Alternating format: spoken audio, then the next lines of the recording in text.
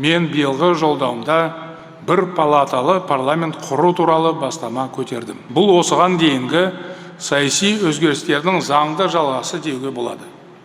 Біз күшті президент, ықпалды парламент, есеп беретін үкімет қағидатын орнықтыра түсеміз, яғни еліміз президенттік республика болып қала береді. Жаңа бастама қоғамда қызу талқыланып жатыр. Парламенттің құрылымына қатысты көптеген ұсыныс келіп түсуде.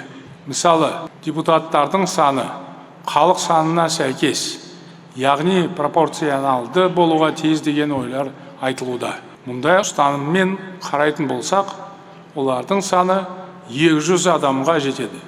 Қазір қос палатада 148 депутат бар.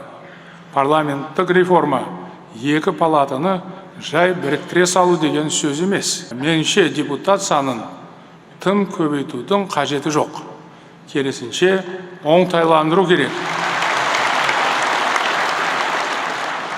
Парламенттің жұмысын жетілдіру қажет. Мысалы, бір палаталы жаңа парламентте президент квотасы болмайды. Барлық депутаттар бірдей тәртіппен сайлану қажет. Бұл алдағы парламенттік реформа аясында жасалатын аса маңызды қадам. Мұны жақсы ұғынып, жұртшылыққа кеңінен түсіндіру қажет. Заң шығару органына білікті әрі тәжірибелі мамандар, яғни өз ісінің майталмандары келуге тиіс. Бір сөзбен айтқанда, біз нағыз кәсіби парламентті жасақтауымыз керек.